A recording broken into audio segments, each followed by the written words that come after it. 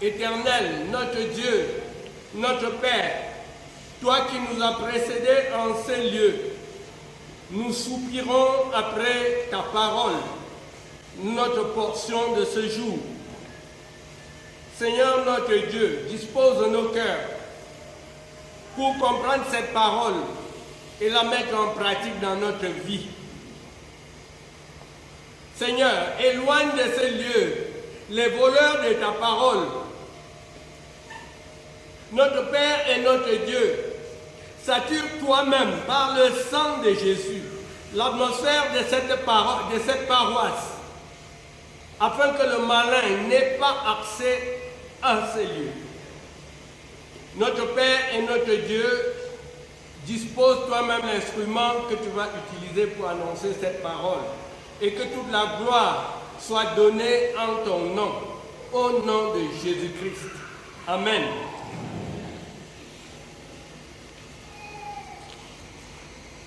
Il leur proposa une autre parabole, et il dit, « Le royaume des cieux est semblable à un homme qui a semé une bonne semence dans son champ.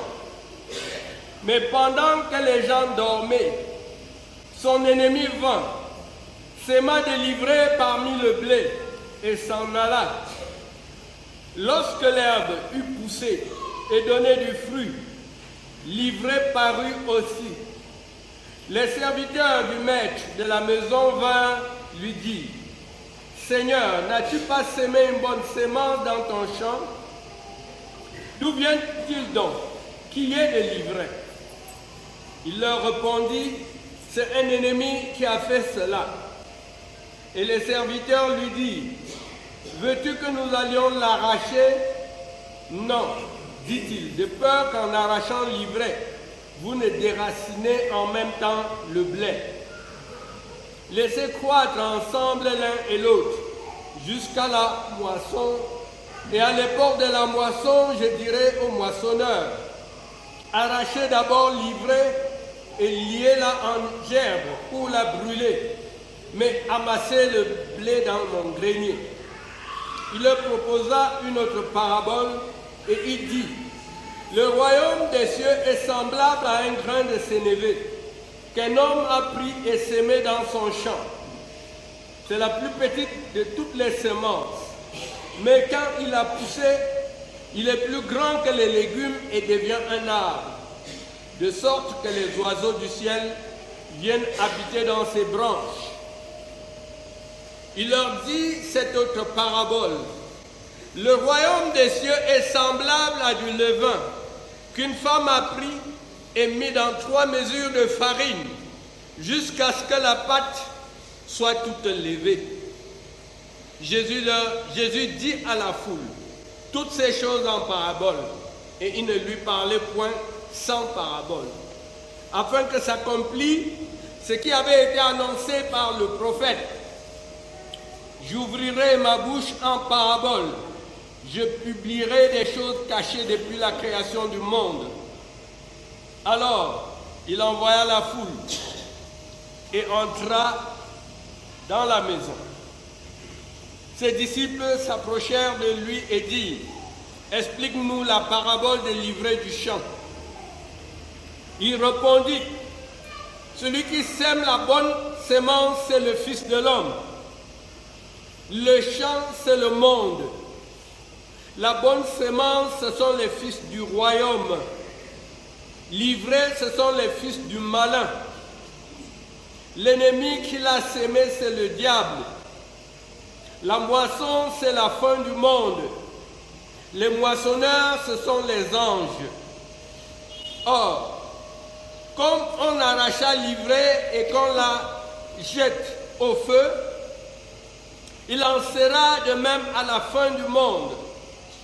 Le Fils de l'homme enverra ses anges qui arracheront de son royaume tous les scandales et ceux qui commettent l'iniquité. Et ils les jetteront dans la fournaise ardente où il y aura des pleurs et des grincements de dents. Alors, les justes resplendiront comme le soleil dans le royaume de leur Père. Que celui qui a des oreilles pour entendre, entende. Bien-aimés en Jésus-Christ, chers auditeurs, dimanche dernier, la parabole du semeur nous exhortait à avoir un cœur type bonne terre, c'est-à-dire productif pour le royaume. Ce matin, le Seigneur Jésus nous présente 3 paraboles qui nous enseignent sur la nature et sur la croissance du royaume des cieux. Ces paraboles sont qualifiées par lui de mystère du royaume des cieux. Nous allons présenter le message selon le plan qui suit. Nous parlerons d'abord de la nature du royaume des cieux et ensuite de la croissance du royaume des cieux. Parlant de la nature du royaume des cieux. Matthieu aime utiliser le terme royaume des cieux à la place de royaume de Dieu. L'expression apparaît 35 fois dans l'évangile de Matthieu et jamais dans les autres évangiles.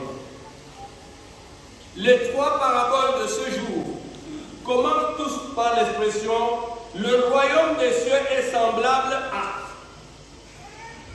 Cette expression, les Juifs la comprennent très bien. En Exode 19, verset 6, temps de la théocratie, où Dieu régnait sur son peuple, l'Éternel dit à Israël, au mont Sinaï, « Vous serez pour moi un royaume de sacrificateurs et une nation sainte. » Les prophètes de l'Ancien Testament, quant à eux, annonçaient le royaume ou le règne du Messie à venir. C'est quoi donc le royaume des cieux? C'est le règne de Dieu, sa royauté, en grec, basilia. C'est l'idée de la venue de Dieu dans le monde pour faire valoir sa puissance, sa gloire et ses droits contre la domination du diable, contre l'évolution périlleuse du monde. Nous voyons l'évolution actuelle du monde, où le président de la Russie détruit tout un pays, l'Ukraine, parce qu'il veut détruire le monde à travers la famine. Comprenons bien cela. Et parce que l'évangile passe par l'Ukraine, ça fait 2 objectifs. La Russie est un pays athée. Nous devons le savoir.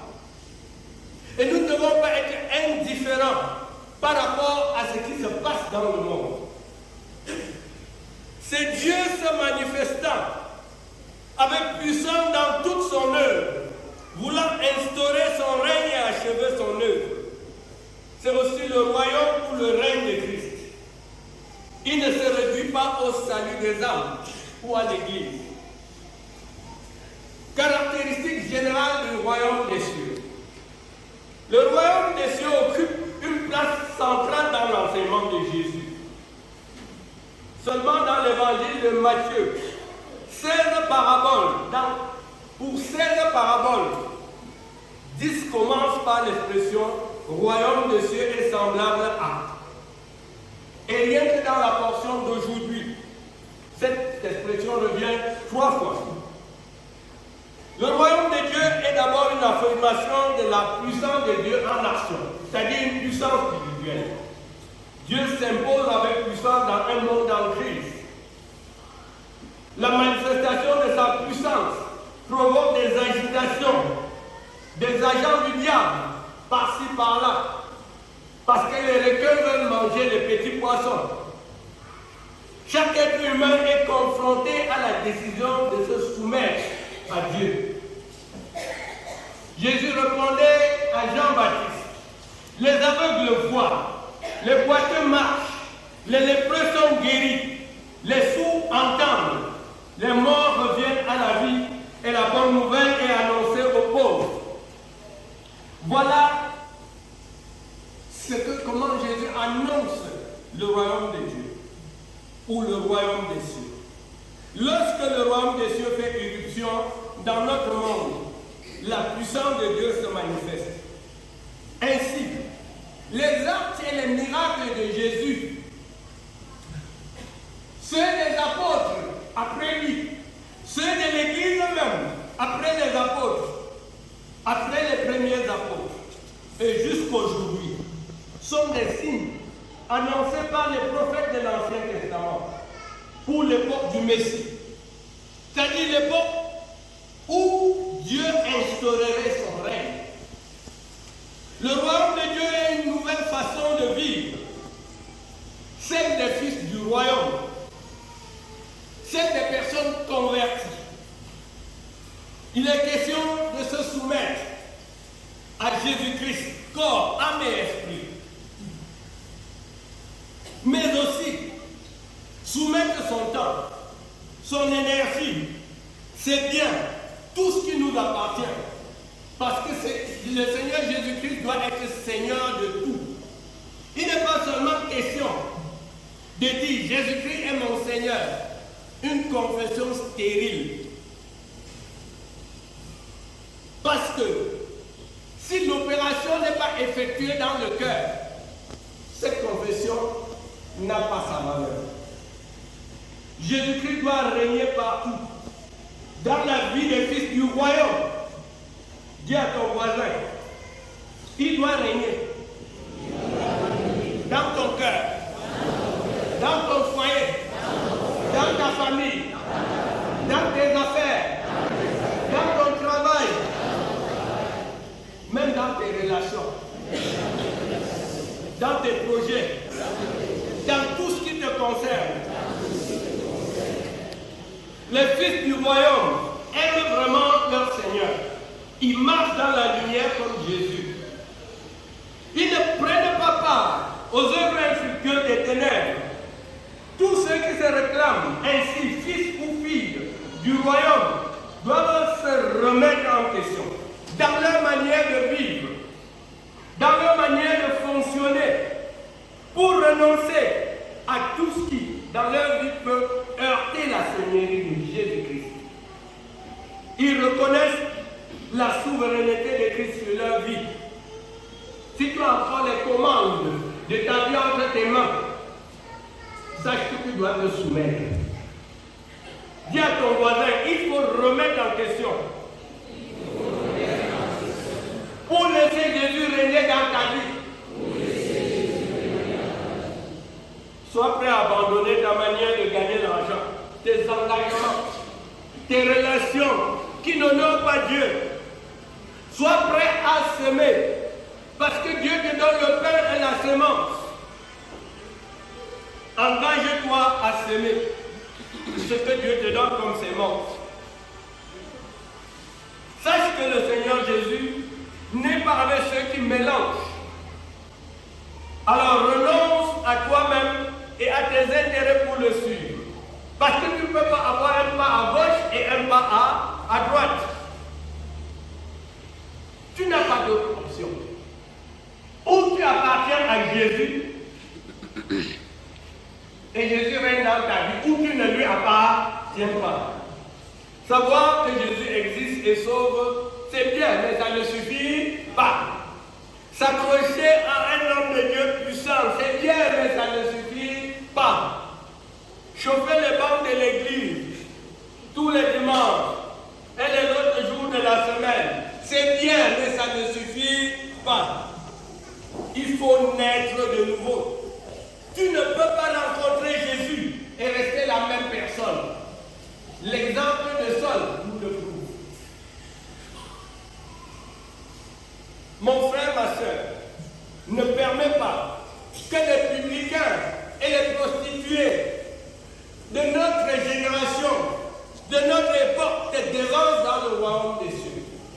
Ne le permet pas. La nouvelle façon de vivre du royaume que Jésus veut de nous, c'est aussi d'aimer nos ennemis. Les ennemis humains, pas les démons. D'avoir pitié d'eux. Sois rassuré. Tu peux le faire. Personne ne te ravira de la main de Jésus. Dans la parabole qui va suivre, Jésus explique que les fils du royaume, les nés de nouveau, sont la semence de blé qu'il a lui-même semée dans son champ. Et que la nuit, le diable est venu semer dans son champ l'ivraie, qu'il appelle les fils du diable. Nous allons donc voir cette parabole. Un homme a semé une bonne semence, c'est le verset 22 à 30, dans son champ. Mais pendant la nuit, un ennemi est venu semer l'ivraie parmi le blé. Ses serviteurs lui demandent d'où vient l'ivraie et s'il faut l'arracher.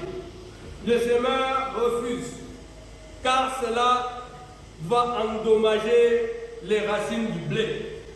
Il faut donc attendre la moisson ou la maturité pour séparer l'ivraie du blé. L'ivraie ira au feu et le blé au grenier. Jésus interprète lui-même cette parabole. Le champ, c'est le monde, mais c'est aussi le royaume de Dieu sur la terre, verset 41. Parce que l'ivraie est expulsée du royaume de Dieu. Ça peut être que le royaume de Dieu sur la terre. L'ivraie, ce sont les fils du malin. L'ennemi, semeur d'ivraie, c'est le diable. La moisson, c'est la fin du monde. Et nous savons que la fin du monde a plusieurs étapes. Les moissonneurs, ce sont les anges. Jésus explique qu'à la fin du monde, le Fils de l'homme enverra ses anges arrachés de son champ tous les scandales et ceux qui commettent l'iniquité. Verset 41. L'iniquité, c'est le péché contre la compassion. Nous pouvons le voir dans Daniel 4, verset 27, la compréhension de l'iniquité. Les anges les jetteront dans la fournaise ardente, où il y aura des pleurs et des grincements de dents. Alors les justes resplendiront comme le soleil dans le royaume de l'homme. Que celui qui a des oreilles pour entendre. Tiré de cette parabole. À propos du chant, cette parabole met l'accent sur le fait que partout où Jésus-Christ est prêché, le diable vient aussi s'aimer les siens, infiltrer. Des hérésies s'élèvent. Les ténèbres veulent attirer les gens loin du Seigneur. Le diable opère de nuit dans le champ du Seigneur, c'est-à-dire dans son royaume sur terre. Il s'agit bien de l'église visible. Elle comporte dans son sein des livrets, ce qui a entraîné une cohabitation forcée entre le blé et l'ivraie. C'est ce qui explique les crises. L'Église a fait depuis 2007 une longue crise. Et la crise n'est pas commune à l'ESC. Elle se trouve dans toutes les églises. Les conflits, les actions contradictoires, les divisions à l'intérieur même de l'Église. Le monde dont Jésus parle n'est donc pas le monde encore vierge de la présence de l'Évangile. Parce que le Seigneur nous envoie comme missionnaires dans ce monde-là. À propos de la cohabitation du blé et de l'ivraie, dans le même champ, jusqu'à la moisson, je voudrais dire qu'avant qu'il ne porte du fruit, on ne peut pas distinguer le blé de l'ivraie. Parce que, à la nouvelle naissance, seul l'esprit ou le cœur du chrétien a reçu le renouvellement, la transformation. C'est pour ça que nous avons dit, personne ne peut rencontrer Jésus-Christ comme Saul et rester le même. L'âme et le corps de celui qui est né de nouveau sont encore sous l'emprise de la chair. poison que nos ancêtres Adam et Ève ont reçu après la désobéissance du jardin d'Éden. Le but de la sanctification progressive, c'est le renouvellement de notre âme, c'est-à-dire nos pensées, notre volonté, nos sentiments, nos émotions, nos désirs, notre mémoire, notre conscience, notre intelligence, et par conséquent celle du corps. Parce que l'âme et le corps, il y a des interactions. De ce fait, basé sur le péché pour trier entre le blé et l'ivraie n'est pas approprié. D'autre part, plusieurs de ces personnes qui sont livrées d'ici l'enlèvement pourront devenir des blés, c'est-à-dire de la bonne sémence. C'est pourquoi le Seigneur Jésus évoque le risque de déraciner le blé. Il dit qu'ils doivent croître ensemble jusqu'à la moisson, où le fruit de chaque espèce, c'est-à-dire blé ou ivraie, la distinguera de l'autre. C'est aussi l'une des raisons de l'exercice de la discipline dans l'Église. Parce que quand il y a ce mélange, l'Église doit organiser, clarifier le témoignage de l'Église sur terre, préciser sa doctrine, en face des hérésies. Parce que les auteurs de ces hérésies sont dans l'Église. Tous les serviteurs du Semeur ne sont pas des moissonneurs. Le semeur, c'est le patron. Ce n'est pas l'employé qui décide ce qu'il va faire. Donc, ces serviteurs qui demandent à enlever l'ivraie, ce n'est pas leur travail. Le patron a des moissonneurs. Dans sa souveraineté, il se réserve de moissonner par les anges. C'est un avertissement à tous les chasseurs qui sont dans l'Église, qui foisonnent dans l'Église et que le malin utilise pour assouvir ses desseins. Il n'y a pas un ministère de séparation du blé et de l'ivraie dans l'Église sur terre. C'est ce que Jésus-Christ précise. Alors, ne sois pas livré. Deviens du blé. À propos de la nuit, le Fils de l'homme sème ses fils pendant le jour, dans la lumière. Mais le malin ne vient surtout que la nuit, c'est-à-dire dans l'obscurité. Il ne s'agit pas de l'obscurité en tant que telle. Il s'agit d'un moment d'inattention, d'un moment de baisse de garde de la part des sentinelles. Ceci est une invitation à persévérer dans la prière et la vigilance, à développer des groupes d'intercesseurs partout dans l'Église, en attendant l'enlèvement. Voilà le rôle que nous devons aussi jouer. S'aimer l'Évangile, oui, mais aussi intercéder, pour que le diable n'infiltre pas l'ivraie. À propos de l'ivraie, Jésus a dit ce sont les fils du malin. Au verset 41 précise les scandales et ceux qui commettent l'iniquité. Les scandales, nous avons une image des scandales dans l'Apocalypse 22, verset 15. Ce sont les occultistes ou les sorciers, les impudiques, les menteurs, les faux prophètes et autres. Ceux qui commettent l'iniquité, c'est ceux qui manquent de compassion, qui sont méchants, sans pitié, sans amour, sans sensibilité. Il peut prendre un revolver et tirer sur toi. Il n'a aucune sensibilité. Le cœur, c'est comme le caillou. Il peut te poignarder en plein jour. Venir mettre une bombe quelque part. Ils n'ont pas de sensibilité. Ça, c'est ceux qui commettent l'iniquité. Selon le dictionnaire du Nouveau Testament de Richard Pigeon, Livrer, c'est dit en grec zizania, qui signifie zizanie, désaccord, désunion. C'est une plante vénéneuse qui provoque l'ivresse, qui ressemble au blé et grandit d'une façon semblable au blé. Avant la récolte, on ne peut pas distinguer le blé de l'ivraie. L'ivraie donc évoque les contrefaçons de la vérité, c'est-à-dire les photocopies, introduites par le diable et ses agents dans le royaume des cieux sur terre et l'Église. Son nom scientifique est l'Olium potamente, qui a la capacité d'aveugler.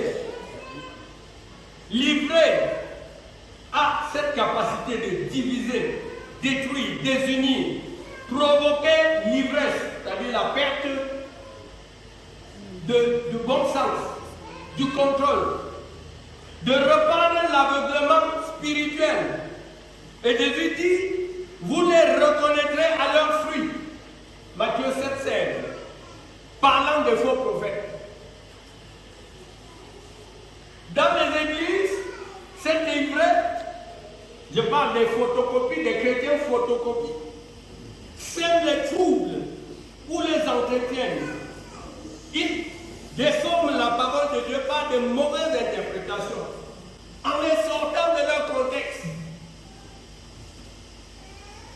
pour leurs intérêts. Ils font des fausses prophéties. Les vrais chrétiens sont troublés, effrayés, écœurés même de savoir qu'à côté d'eux, une grande partie des fidèles et même du clergé ne sont que des livrets, des photocopies de chrétiens.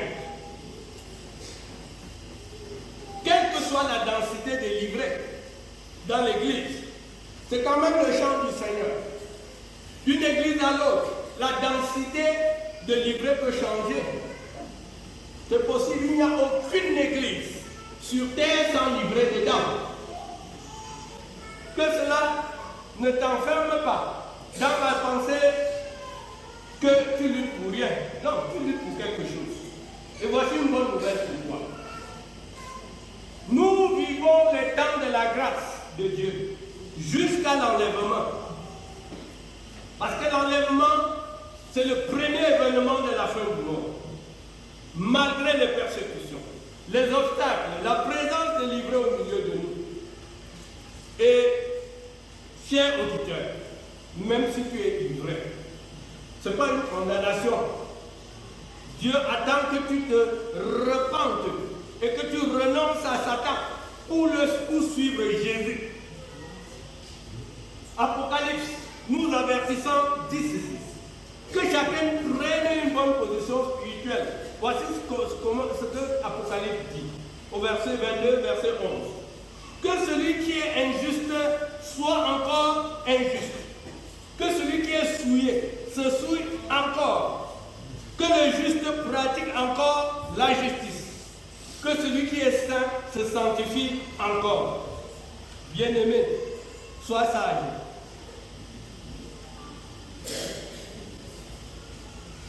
Le royaume a une croissance. Les deux paraboles que Jésus n'a pas expliquées traduisent cela. La parabole du grain de sénévé et celle du levain. Ces deux histoires opposent un début apparemment insignifiant à un avenir extraordinaire et glorieux. Ces deux paraboles illustrent la croissance du royaume des cieux au sein de l'humanité dans les cœurs. L'œuvre de Dieu progresse sur terre dans les cœurs.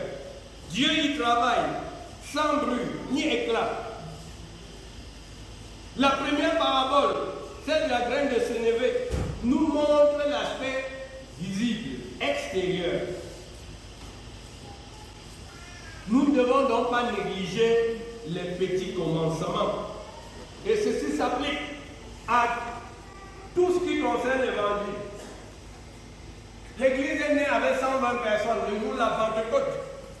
Il y a combien de milliards de chrétiens aujourd'hui, ou bien même au fil du temps? Dieu seul sait. Mais il y en a beaucoup. Regardons notre propre communauté de Tamia. Elle a commencé par une petite cellule de filières d'études publiques des élèves du lycée classique de Bafoussam. Mais là, voici une très grande paroisse qui continue à grandir. Et toi-même, comment l'évangile a-t-il commencé dans ta vie? Tu peux te rappeler un petit commencement. L'aspect intérieur de cette croissance est illustré par la parabole du levain. Toujours un petit commencement jusqu'à la fin. Et à la fin, on constate que le petit levain a levé toute la pâte. Le royaume des cieux copie dans l'action du levain le fait de croître dans le silence, inaperçu. Mais de croire rapidement, jusqu'à envahir le monde entier. Ceci nous enseigne que dans notre marche derrière Christ de persévérance, nous devons être patients et vivre dans l'espérance. Contrairement aux méthodes commerciales d'aujourd'hui, de nos jours, les gens ont copié ces méthodes. Ils veulent s'aimer et récolter le même jour, comme les Kunga. Mais la parole de Dieu nous dit, garde le silence et espère en lui. Que la présence, bien-aimée, des chrétiens sodomopie à côté de toi ou au milieu de l'assemblée ne t'effraie pas. Ils ne peuvent rien te faire. Le Seigneur a dit que rien ne peut vous arracher de sa main. Parmi les serviteurs de Dieu, le Seigneur avertit de ne pas vouloir assumer la prérogative des anges. Ce sont les anges qui vont moissonner. Il n'y a pas de place pour la chasse aux sorcières. Notre témoignage peut paraître à nos yeux bien faible. Nous pouvons être déçus par les maigres résultats de nos efforts. Gardons à l'esprit que la moisson à venir est grande. Continuons de servir Jésus-Christ. Continuons de témoigner fidèlement notre Seigneur dans la patience, dans l'espérance, sans nous laisser décourager par les mauvaises herbes ni par les persécutions. Rappelons-nous qu'il y a des témoins fidèles dans chaque partie du monde entier, du globe, et que notre foi, aussi petite soit-elle, peut s'associer à celle des autres témoins fidèles de Jésus-Christ pour concourir au règne de Dieu. Que le nom du Seigneur soit béni. Amen.